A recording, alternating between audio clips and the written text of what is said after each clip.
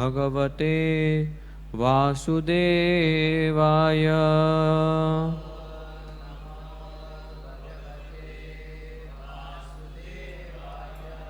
ॐ नमो भगवते वासुदेवाय।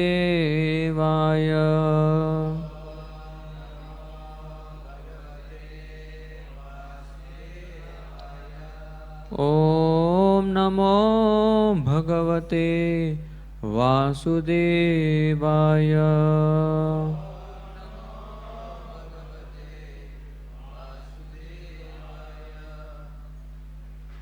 Reading from Srimad Bhagavatam, Canto 11, Chapter 3, Liberation from the Illusory Energy. Text number 24. Shaucham tapastitiksham cha. Shaucham tapastitiksham cha. Maunam swadhyayamarjavam. Maunam swadhyayamarjavam. Brahmacharyam ahimsam cha.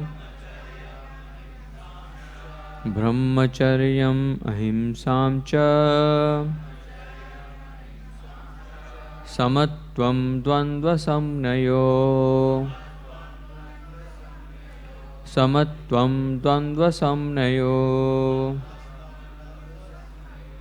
Shaucham tapastitiksham cha. Maunam swadhyayamarjavam. Brahmacharyam ahimsam cha. Samatvam dvandva samnayo.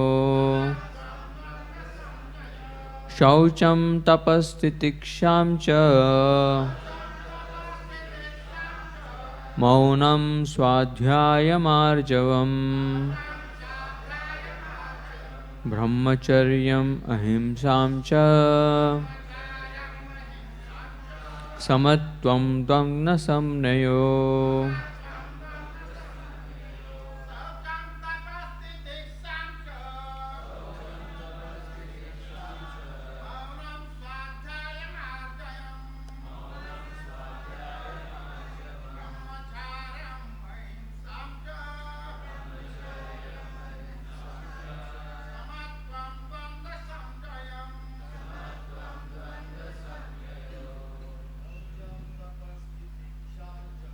Shaucham tapastitiksham cha.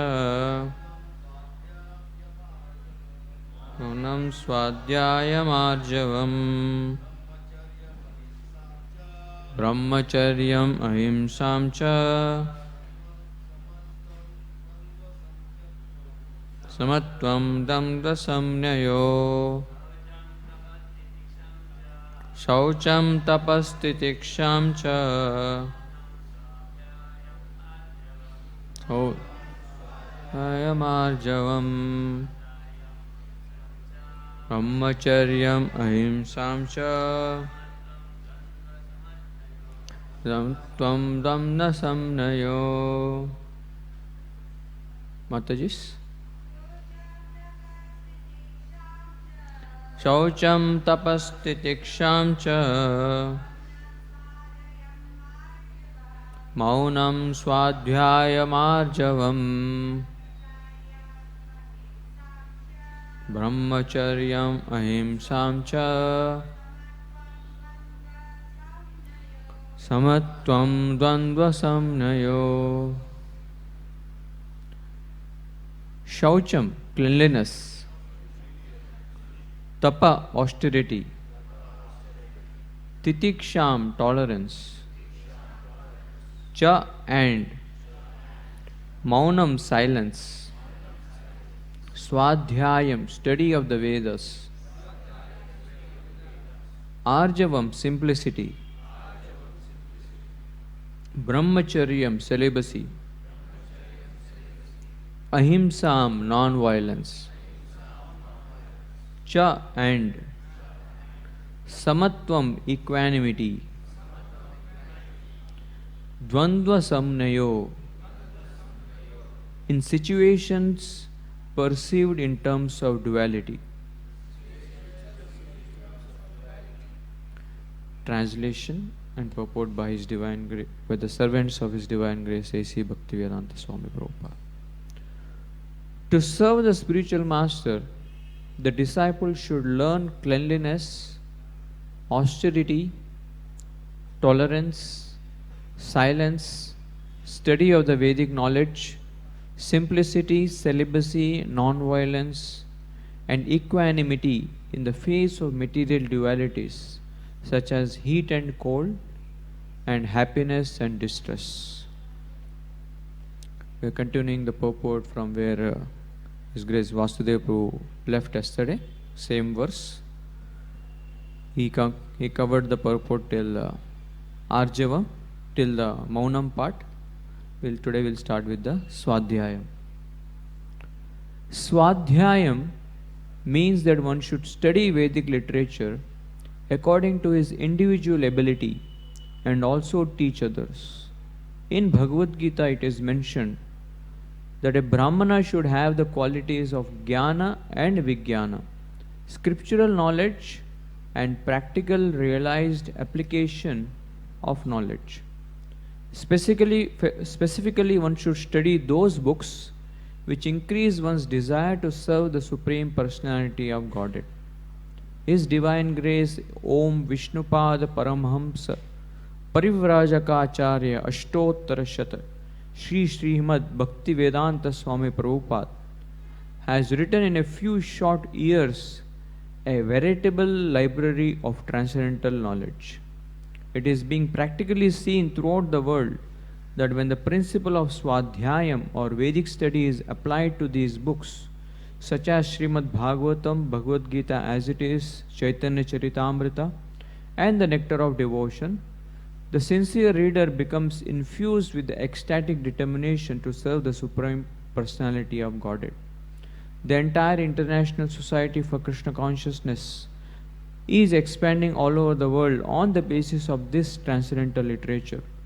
Swadhyayam does not indicate speculative or imaginary interpretations of religious scriptures. One should not try to read many books to increase his false prestige as a so-called scholar. One should read those books which inspire practical spiritual advancement in knowledge and renunciation, as exemplified by the books of Srila Prabhupada. The word Arjavam indicates simplicity or straightforwardness. According to Srila Sridhar Swami, Swachchatam or clarity, transparency is a synonym for straightforwardness. Unless one is pure in consciousness, he will adopt many crooked means. Straightforwardness does not indicate that one should insult others in the name of honesty, but that one should speak the humble truth. The word brahmacharyam or celibacy indicates either renouncing completely the association of women or following strictly the Vedic principles of householder life, which regulate sex life for the purpose of procreating saintly children. Ahimsa indicates one should not commit violence against any living entity. Unless one is aware of the subtle laws of karma by which a living being enjoys and suffers, one cannot actually practice ahimsa or non-violence. Ultimately, the material world is full of violence, and the laws of nature which impose old age, disease and death upon every living creature are themselves filled with violence. Therefore, if somehow or other one can convince others to surrender to Krishna and thus release themselves from the violent laws of material nature, that is perfection of ahimsa. Samatvam dvandva samnayo indicates one should keep a cool head even when disturbing material dualities become manifest. Krishna says in the Bhagavad Gita 2.14, Matra sparshastu kaunteya shitoshna sukha dukkada Agamopaino nityastam titikshasva bharata. O son of Kunti, the non-permanent appearance of happiness and distress and their disappearance in due course are like the appearance and disappearance of winter and summer seasons. They arise from sense perception, O son of Bharata, and one must learn to tolerate them without being disturbed. Om Ajnanatimirandhasya Jnananjana Shalakaya Chakshurunmilitam Yena Tasmai Shri Gurave Namaha. Shri Chaitanya Manobhishtam Sthapitam Yena Bhutale Swayam Rupa Kadamayyam Dadati Swapadantikam Vandeham Shri Guru Shri Yuta Padakamalam Shri Gurun Vaishnavamsha Shri Rupam Sagrajatam Sahagana Raghunathanvitam Tam Sajivam Sadvaitam Savadutam Parijana Sahitam Krishna Chaitanya Devam Shri Radha Krishna Padan Sahagana Lalita Shri Vishakhanvitamsha. He Krishna Karuna Sindhu Dinabandhu Jagatpate Gopesha Gopika Kanta Radha Kanta Namostute Tapta Kanchana Gaurangi Radhe Vrindavaneshwari Vrishabhanu Sute Devi Pranamami Hari Priye Vancha Kalpatarubhyascha Kripa Sindhubhyevacha Patitanam Pavanebhyo Vaishnavebhyo Namo Namaha. Shri Krishna Chaitanya Prabhu Nityananda Shri Advaita Gadadhar Shrivasadi Gaura Bhakta Vrinda. Hare Krishna Krishna Krishna Hare Hare Hare Rama Rama Rama Hare Hare.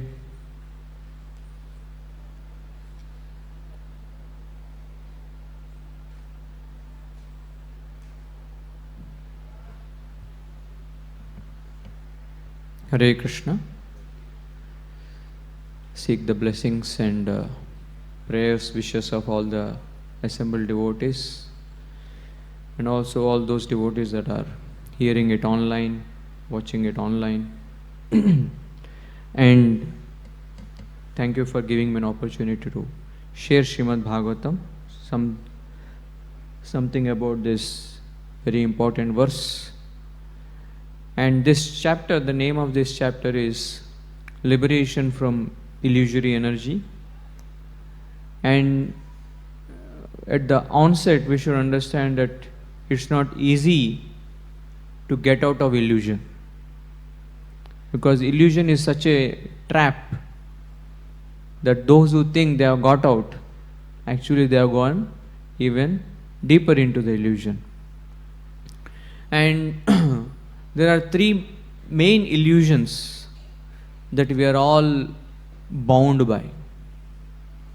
And these three illusions don't let us free, let us approach the Supreme Lord.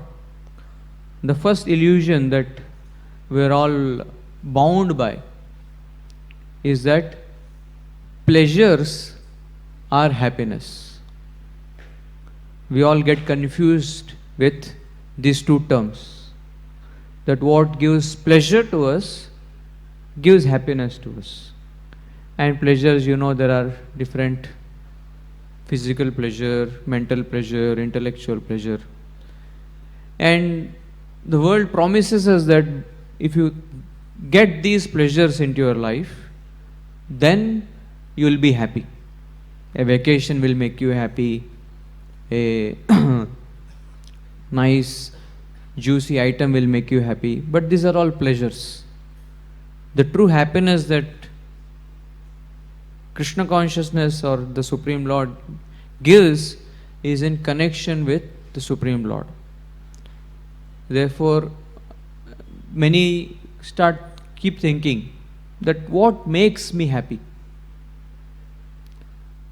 But they are searching in the zone of pleasures. And in the zone of pleasures, there are so many things that apparently give us pleasure, but none of them actually make us happy, because happiness, what the definition of happiness is, something that is unending. Susukam kartum avyayam, something that has no end. The second illusion is that pains are misery. Something that is painful is suffering. Even that is not true. All of us have difficult time to wake up in the morning or go for a exercise, and they are all painful activities when you have to do day in and day out.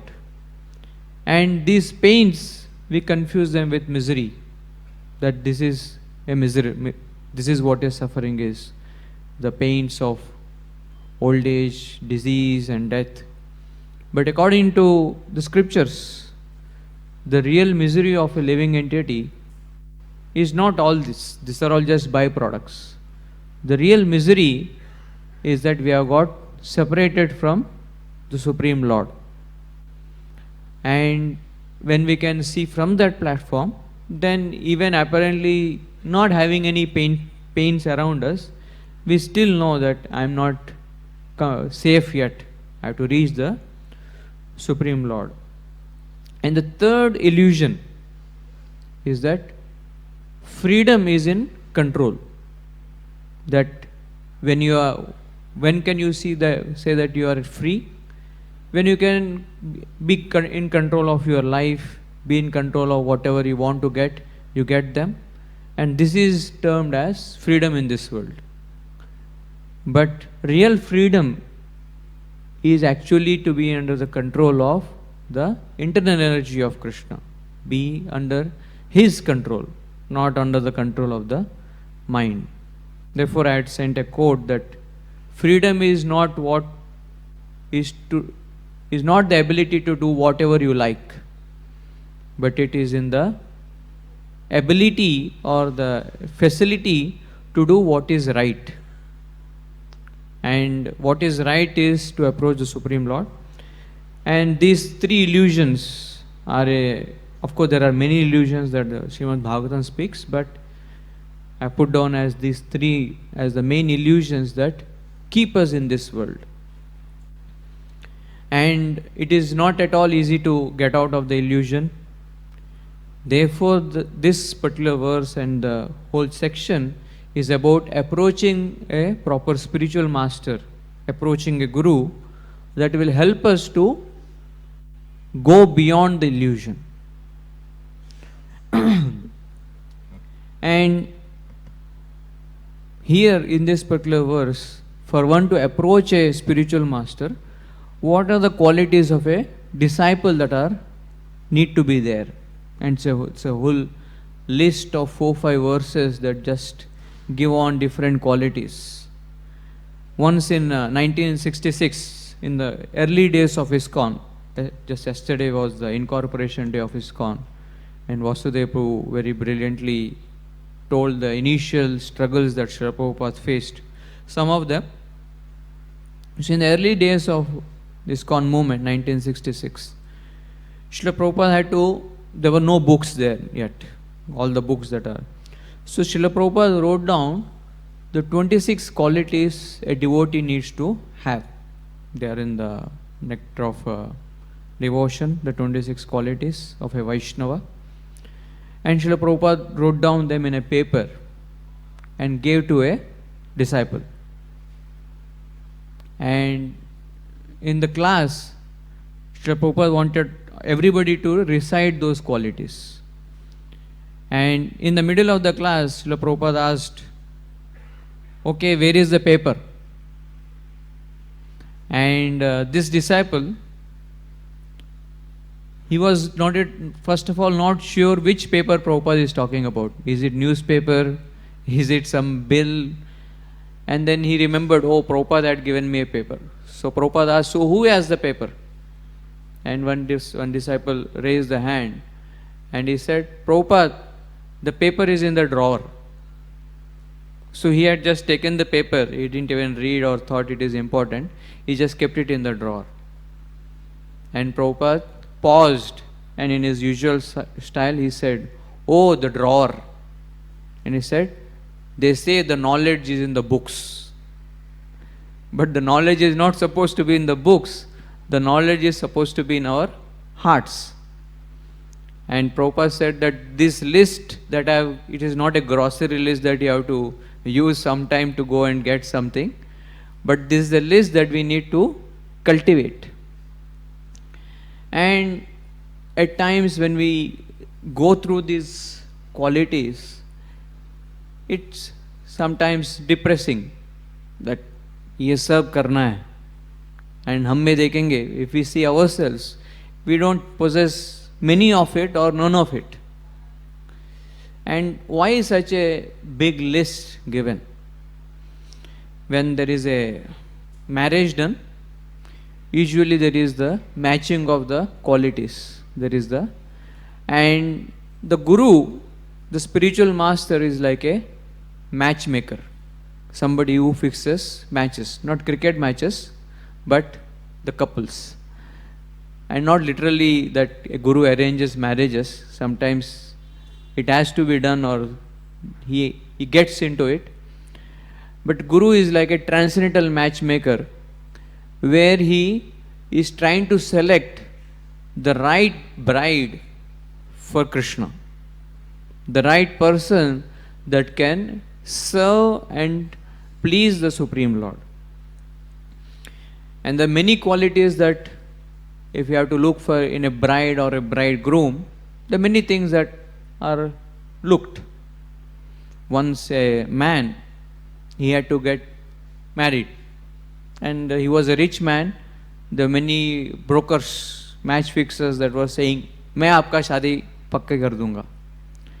And it's a prestige issue that I have fixed the match of this person. So one man went with 3 proposals, 3 very excellent proposals. And he gave this, said, ये आप 3 proposal है, you choose one of them because each one is very good. And he said, okay, bring all 3 of them. And when all 3 of them were brought to this rich man, he gave each them 1 lakh rupees. And said, I give you this 1 lakh rupees. You can spend whichever way you want. We'll meet next week. And next week again these three brides met this man. And he asked them, so what did you do with the 1 lakh rupees that I gave? The first girl, she said that, oh, I was always looking to buy this latest phone, maybe Moto G or Samsung Galaxy or iPhone 7. And as soon as I got the money, I immediately went and bought this phone. So now so that we could take selfies. The second girl, she said that as soon as you gave me the money, always wanted to go on this vacation to Malaysia or different places. So I bought the tickets. In fact, I bought the tickets for both of us, so that both of us can go next week and we can have a nice vacation. And the third girl, she didn't spend the money. She put the money into fixed deposit, that we will use this money in the future. And the match fixer was also there, and he thought he is going to select the third girl. the wisest of all. But you know whom he selected? He selected the girl that was most beautiful. जो सबसे सुंदर दिखी उसको, he selected her. And same way, the purpose of a guru is to look for the beautiful qualities in a disciple.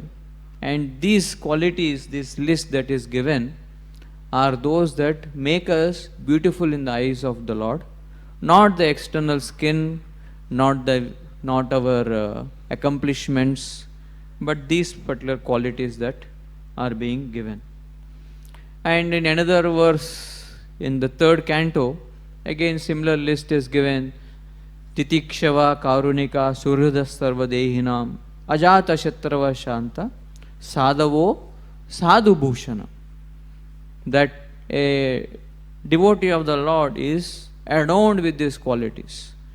And in that, Vishwanath Chakravarti Thakur says that these qualities are like the bhushan, like the ornaments that make a devotee, make a person look beautiful or appear beautiful to the Supreme Lord. And Indradunu Maharaj, he says that the qualities that we need to possess, we can't possess them ourselves.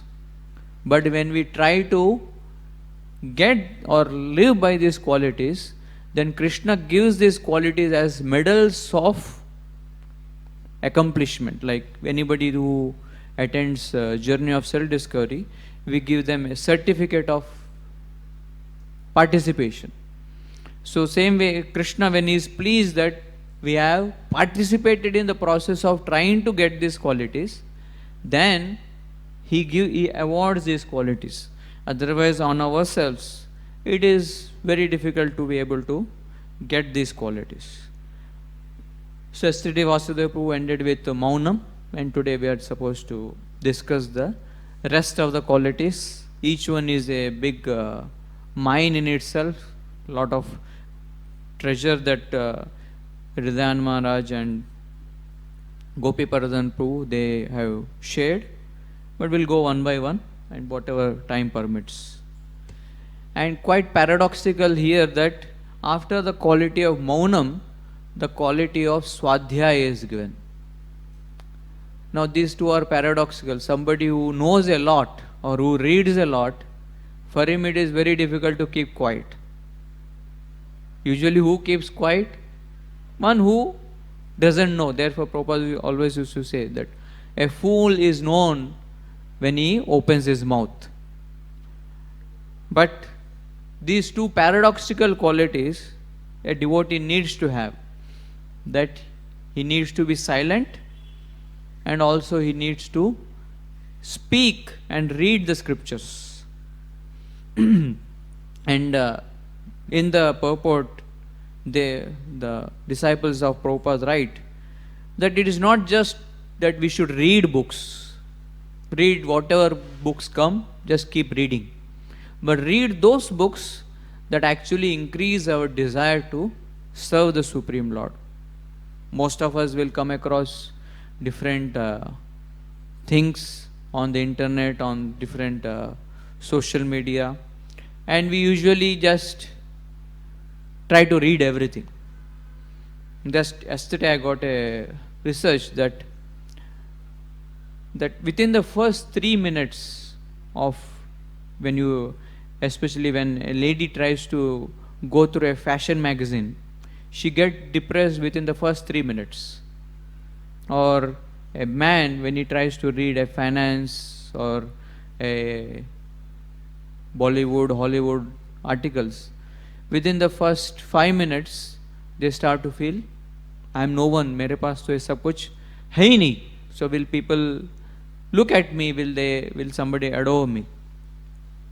So therefore, in the purport it is written that one should be careful to read those books that increase the desire to serve the Supreme Lord.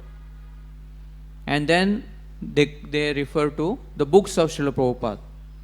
That these books that Srila Prabhupada has given, they are the right books to be read. And if somebody doesn't read these books but is reading everything else, then he doesn't get that proper direction, proper determination to be able to advance in Krishna consciousness. And one specific benefit that is written in the purport, that the benefit of reading Srila Prabhupada's books is one develops an ecstatic determination to serve the Supreme Lord. Now all of us determination is very weak, but when this was my experience when I was studying at IIT Bombay, I used to read many novels, lot of novels, different, whatever was available.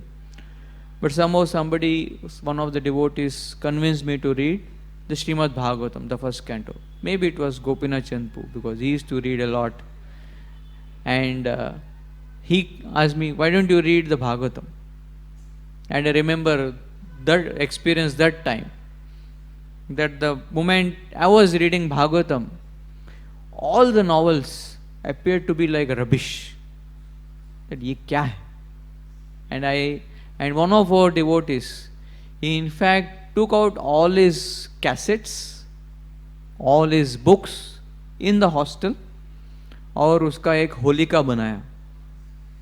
He made a burning pyre, and in front of all the hostelites, he threw all the cassettes and all the things that you were previously reading into that ahuti. जैसे मैं यज्ञ कर रहा हूँ और and I'm going to give up all this. And it was quite a scene. It was the talk of the town कि वहाँ पे एक हरे कृष्ण ने यज्ञ किया है. And so that ecstatic determination to serve the Supreme Lord, we all have experienced, may be experiencing now, may not be so much now because of the offenses or different laziness.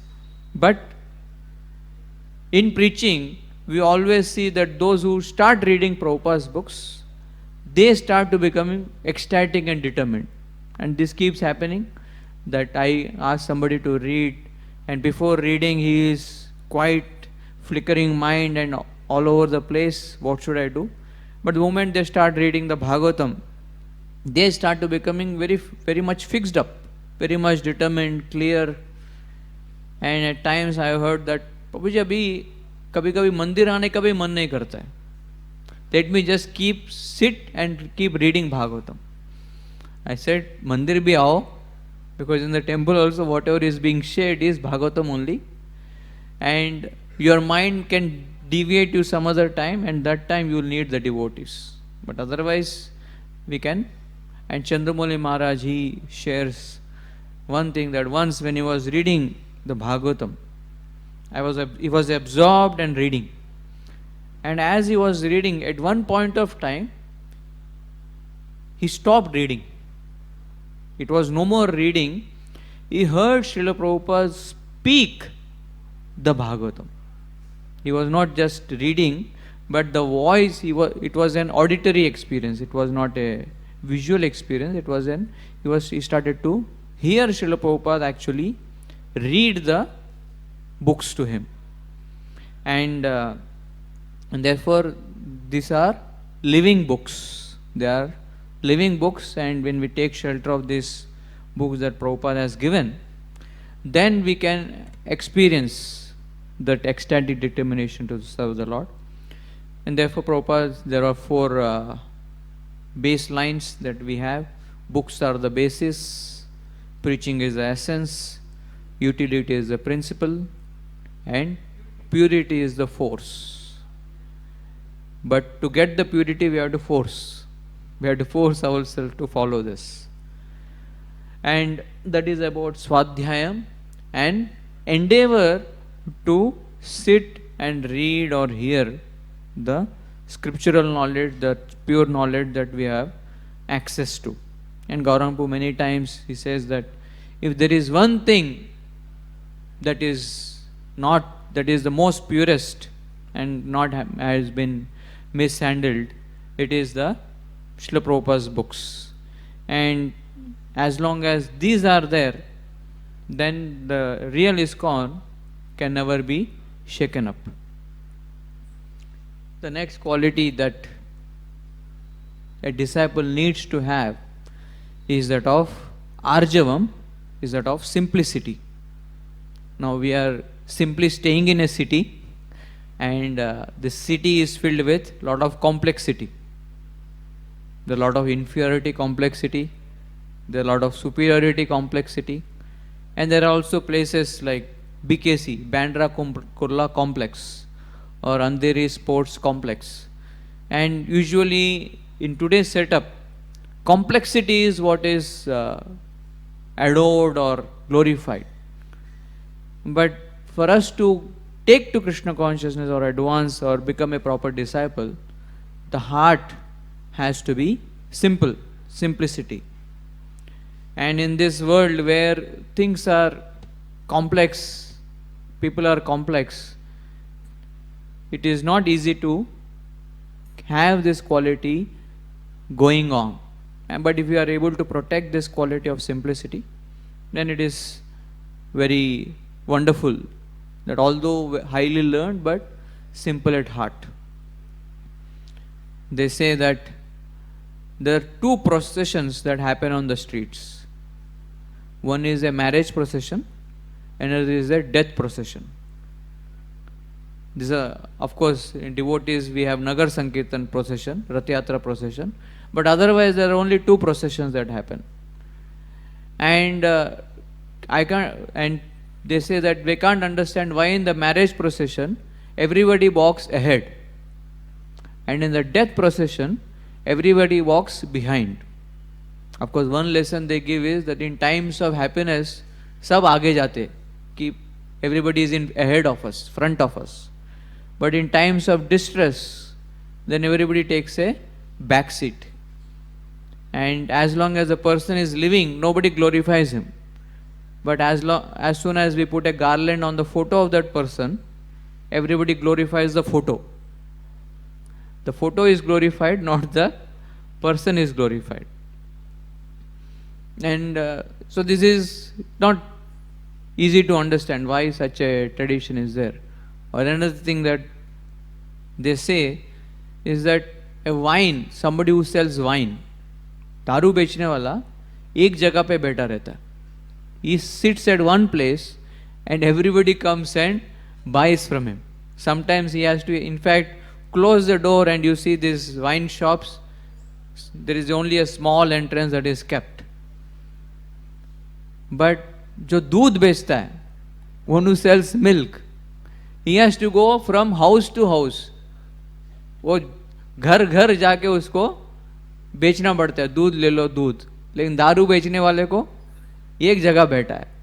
In fact, should be the opposite. There should be more market for milk than for wine.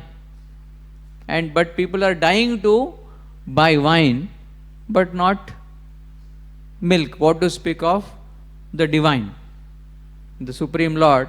That most of the devotees in the evening they have to go, like दूध बेचने वाला, गली गली जाके ले लो. Please take this milk. Knock the door, knock the windshield, and say, please take this milk. Dugdham, that this milk of Gita, please take this. So we are like milkmen, trying to share the milk. Of course, so therefore, in such a complex world where wrong things are glorified and right things are not glorified, to have a simple heart and focus on Krishna is not easy. But if we can develop this quality of simplicity, then we no more just stay in a city, but we actually stay in Vrindavan. And that's why even Bhakti Siddhanta Saraswati Thakur, he said that the first quality of a disciple, of a devotee, is saralata, is simplicity. And another thing that in this thing that Prabhupada, that the disciples of Prabhupada say, that simplicity can be equated to straightforwardness. And straightforwardness doesn't mean that you just go and blast, just say the truth that also affects that person. But the way Krishna has told, anudvega karam vakyam, the first aspect is not to agitate the person. So therefore, when you state a fact, when you state something, it is not just truth. There is something called as mithya, there is something called as tatya, and there is something called as satya. So mithya is wrong information, wrong data, जो है ही नहीं, that has been concocted and is being shared. So many misinformation, so that is mithya, wrong information. Now tatya is as it, जो हुआ, जैसा आज तक जैसा हुआ वैसा बता दिया. It is just information, but there is no more understanding of will this information be digestible to this person or am I presenting it properly. जो हुआ वो बता दिया. That is called as tatya. But satya, truth, is that which helps that person take a step towards Krishna, towards the Supreme Lord, and helps him to stop something from doing wrong.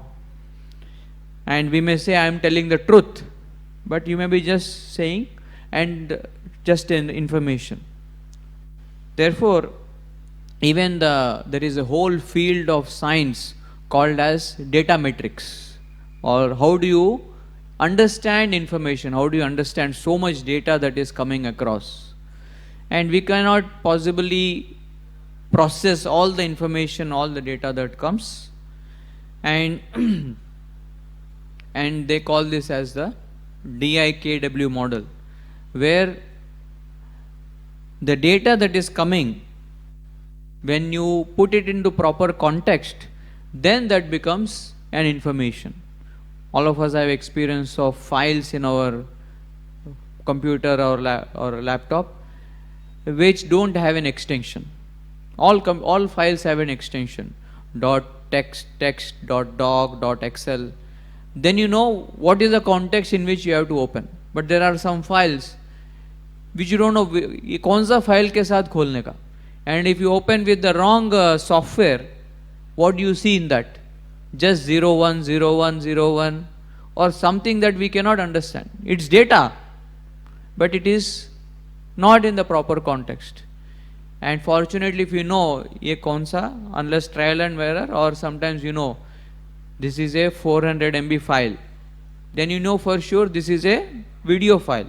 Then you give it an extension, rename it .avi or .mov, .mp4. Then what happens? Then that data becomes an information, something that has some meaning to it. So when that information is organized, then it becomes knowledge. If the information is not organized, then it doesn't become knowledge. And when the knowledge is given an insight, when you get an insight into the knowledge, then it becomes wisdom. And when the wisdom is coupled with purpose, then you are able to take decisions. So every one of us is very poor in decision making, because first of all we don't have wisdom. And why wisdom is not there? Because lack of proper purpose, or the insights are not there. And the purpose of Bhagavatam is mainly for that. An example is given for this model. This is a model that scientists are trying to study, that so much data comes on the internet, so much is there in the files, but how do you make sense of it? It is called as data metrics. And one example is given, that to know at what speed the car is running, say 60 miles per hour, 60 kilometers per hour, is knowledge. But to know that the car is running towards you is wisdom. वो आपके तरफ ही आ रहा है. Sorry, first is information. To know that the car is running at this particular speed is information. But to know that the car is running towards you is knowledge. And to get out of the way is wisdom. That avoid the danger and get out of the way. Otherwise, now today's world, a lot of information is there, lot of knowledge is also there, that how smoking is injurious and this and that. Lot of information about how these gadgets are killing us. So much is there, but it has not become wisdom, and therefore we are not, and it is not coupled with a purpose. And many times I come across this situation that there is something very tempting on the net, that I need to read this, I need to watch this. Then immediately I get a reminder that in 2 hours you have a class to give. Then I tell my mind, now I got a purpose. I tell my mind, abhi kuch nahi karne ka, because I have to prepare for the class. And when that purpose is there, then you actually stick to the path. Therefore, it is very difficult to avoid Maya. Only way to avoid Maya is keeping ourselves busy with Krishna. If you are busy with Krishna, then only we can avoid Maya. Otherwise, Maya's power to get out of the illusion is very difficult. So this is about simplicity. Simplicity is also straightforwardness, simply stating the fact, but also making sure that the way you present it, it is for the benefit of the society, benefit of the person, not just something that you share and that person just gets devastated. The next quality that a disciple needs to have, we all need to cultivate this, is brahmacharya. Now this is not just being spoken for one gender or one age, but for all ages and genders, that for a disciple to be able to serve the spiritual master, he need to be on the path of spirituality. Brahmacharya. Charya means one who follows. Brahma is spiritual, one who can follow, and in literal meaning is that of celibacy. And I already shared this, that there are 4 types of brahmacharis, which Prabhupada states in the Krishna book in the 87th chapter. The first type of brahmachari is called as a Savitra brahmachari. Savitra brahmachari is one who observes the vow of celibacy mentally, physically, for the first 3 days after his initiation. His diksha has happened first or second, and he follows the vow of celibacy for the first 3 days. That is known as Savitra brahmachari. Another is Prajapatya brahmachari. Prajapatya brahmachari is one who observes the vow of celibacy for the first 1 year of initiation. That first 1 year, no indulgent into any kind of sexual activities. Next is a Brahma brahmachari. Brahma brahmachari is one who has not completed his study of Vedic literatures. That abhi Prabhupada ke kitabe padh ke hua nahi. So till I complete the Vedic literatures, I will remain a brahmachari, a celibate. I will not indulge into, because study and pleasure, they don't go well. In a comfortable AC room or in a place where everything is comfortable, if you try to read there, then after some time you'll use the book as a pillow and sleep. Therefore austerity and study, they go well together. Doesn't mean too much. Nowadays many of the schools are becoming air conditioned. I don't know how students, of course in city like Bombay maybe it is more convenient to study in such atmospheres. That is a Brahma brahmachari. Till the Vedic literatures are complete, he takes a vow. Something like which Haridas Thakur, of course he was a Naistic brahmachari, but he told Maya Devi, till I complete my rounds, I will not enjoy with you. So she was waiting. So till I complete the study of Vedic literatures, I will not get married or indulge into this. The 4th type of brahmachari is a Naistika brahmachari, who takes a vow, who remains celibate for his whole life. Now we don't know which section we fall into. The 4th section is what everybody aspires for, or everybody hopes, okay, let me complete the race. And Prabhupada says that, the disciples of Prabhupada say that, to not indulge into any kind of sexual enjoyment, even within the mind or physically.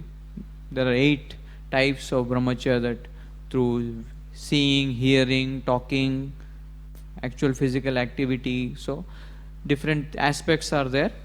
So that's about brahmacharya is very important if somebody wants to serve the spiritual master peacefully. The next quality that is discussed here is ahimsa. Ahimsa is non-violence, but in the first canto, in the section where Parikshit is facing Kali, there Prabhupada gives a brilliant purport about all the 4 regulative principles. And in the regulative principle of no meat eating, which is as the principle of ahimsa, he says the basic principle of ahimsa, of course basic principle of no meat eating is not to cause violence, and the basic principle of ahimsa is sensitivity, or ahimsa is insensitivity. When you are insensitive to anyone in this world and hurt him in any way, then that is himsa. So we can be insensitive to our own needs, to our own body. We can be insensitive to others and cause violence. Therefore, Radhanath Maharaj always sometimes says that there are some religions that are very kind to humans but cruel to animals. And in some religions we are very kind to animals but very cruel to humans. And the one thing that I liked about this particular purport is that the disciples say that when can one practice this principle of sensitivity properly? When he understands the laws of karma. Because when you understand the laws of karma, then it is very easy to be sensitive to others, because you know, if I am insensitive to an animal or a human, then somebody else will become insensitive to me. And therefore, one child in the classroom, the teacher asked him, okay, tell me the laws of motion, the laws of Newton's laws. We many times equate laws of karma to Newton's laws, very closely connected. So this child said that I continue to sleep in the bed till an external force of mother comes and wakes me up. And till she comes and wakes me up, and depending on how the action is, the reaction will be there. That how I will react. There is also, somebody has compiled laws of motion. There are laws, very similar laws of emotion. Of course, we won't go into that. But the laws of karma, they are, when we understand the laws of karma, we become very responsible with the way we speak, the way we behave, because everything is going to come back. There is a nice story to understand the laws of karma. That once in a village, in a very rich house, there was a marriage. And in the marriage, after the marriage happened, the bride came, and the bride was a very pious lady, very devoted. But nobody in the house was practicing any kind of spirituality. And once when the father-in-law, Sasur, he was taking a meal, he was taking in the balcony, outside, veranda. And when he was taking the meal outside in the veranda, a beggar came to ask for some roti. And when he came, and this man, he was not a charitable man, he said, go away, jao yahan se. And we also have experienced that at times when we are just having something to eat, say in a train or in the car, and some beggar comes. If there is nothing in our hands, it's easy to say, kuch nahi jao. Or we may give some money. But say when there is a sandwich or there is a cookie in our hand, that time it's really awkward, because the man is looking at you and is looking at your food. So how can you say, I don't have anything? And this man just said, kuch nahi jao. And he was confused and he was looking at the daughter-in-law, at this lady. Come on, you are serving so much food to him. Why can't you give me something? And this daughter-in-law, she replied something. By hearing this beggar went away from there. She said, ये कल का खाना है. खाना है? She said, this is yesterday's food. Do you want to eat? Now at those times even beggars had standards. That beggar said, कल का खाना हम नहीं खाएंगे. And he went away. Nowadays, most of the working people, they just keep in the fridge, और कल का क्या, परसों का, तरसों का भी खाते. So कल का खाना, as soon as he heard, this beggar went away. But more than the beggar, the father-in-law got offended. That ये मुझे जो खिला रही है, ये कल का है. ठीक है, कभी कभी घर में कुछ रहता नहीं है. Sometimes there is nothing in the house. But at least you tell the person whom you are feeding that this is yesterday's food. Will you still like to have? But here the daughter-in-law didn't tell him anything, was just feeding him. So he really got offended and he went to the panchayat. And he said, I want to divorce my daughter-in-law. Husband was not divorcing. The father-in-law said, I don't want this daughter-in-law. Because without telling me, she is feeding me yesterday's food. So they called the daughter-in-law. The daughter-in-law appeared there. And she was a very pious lady. So they asked, why is it that you are feeding him yesterday's food? ठीक है, खिलाए तो भी ठीक है, बताना तो चाहिए. Sometimes, of course, once in a while it may happen in our kitchen that some pav is left or some rice is left and next day morning something is made out of it. But usually it is told, ये कल का है, खाना है तो खाओ, otherwise there is other option. So he said that I don't want because she is not behaving properly. And then she opened her mouth. She said, I wanted to teach my father-in-law a lesson because he was not at all practicing any kind of spirituality, and I wanted to teach him a lesson. Obviously, I won't feed him yesterday's food. But the meaning I meant was that whatever you are eating today is yesterday's earning. और ये आज जो भी खा रहे हम वो कल का खाना है. And today if you don't work, if you don't do some good activities, spiritual activities, then tomorrow will be a doomsday. Tomorrow you will not have anything because you didn't do any pious activities. So although we may be eating today's cooked food, but still most of us eat yesterday's food. But of course with prasad, I say prasad is tomorrow's food. Why tomorrow's food? Because something which we don't deserve, the mercy, is coming today. कि जो we don't deserve, that is coming. So the difference between normal food and prasad, normal food is yesterday's food and prasad is tomorrow's food. And when we understand these laws of karma, that whatever we do, we get back today or tomorrow, we become sensitive in our dealings, and in such a sensitive way we will be able to serve and please the spiritual master. And last, samatvam is equanimity, having a cool head. Prabhupada disciples write here that to be having a cool head in our, and therefore they say that we should have a ice factory on our head, a sugar factory on our mouth, and a love factory on our heart. Then our life will become satisfactory. So having cool head, it's another topic, but if you can remain cool, although everybody is telling us you are a fool, that is a great quality by which we will be able to please the spiritual master. That way achieve get out of this cycle of birth and death, get out of the three illusions that I spoke about. Thank you very much. Srila Prabhupada ki. You won't take any questions? I already exceeded 5 minutes.